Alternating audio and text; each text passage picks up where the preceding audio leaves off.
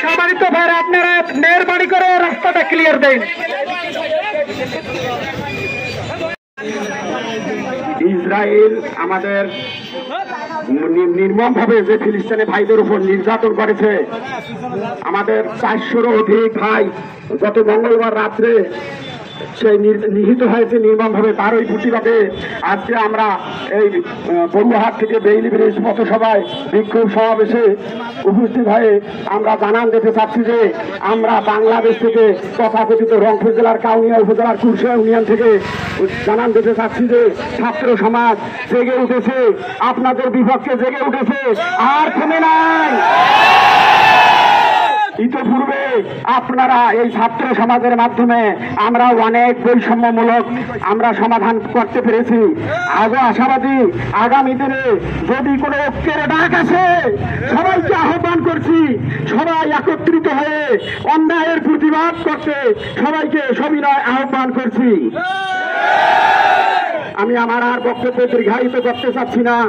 সবার সুস্বাস্থ্য দীর্ঘায়ু কামনা করে আমার সংক্ষিপ্ত আলোচনা এখানে শেষ করছি। এ পর্যায়ে আলোচনা পেশ করবেন আমাদের শরীফুল ইসলাম শরীফ ভাই।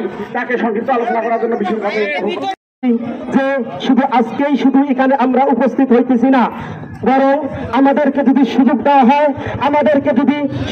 হয়, আমরা ফিলিস্তিনে গিয়ে ফিলিস্তিনিবাসীদের ডানে বামে সামনে পেছনে তাদের পাশে আমরা সব সময় আছি।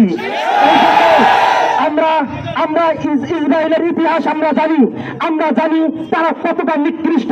1890 সালে তারা এতটা নির্মম নির্যাতনের শিকার হয়েছিল, তারা তাদেরকে ঘরচ্ছেদ করে দিয়েছিল।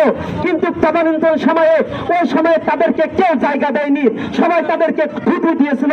কিন্তু আশ্চর্য লাগে, আমাদের মধ্যপ্রাচ্যের মুসলিম রাষ্ট্র বিশেষ করে ফিলিস্তিন তাদেরকে পড়ার জন্য পরিধান করার জন্য কাপড় দিয়েছিল, তাদেরকে খাবার জন্য খাদ্য দিয়েছিল, তাদেরকে থাকার জন্য ঘর পর্যন্ত ছেড়ে দিয়েছিল।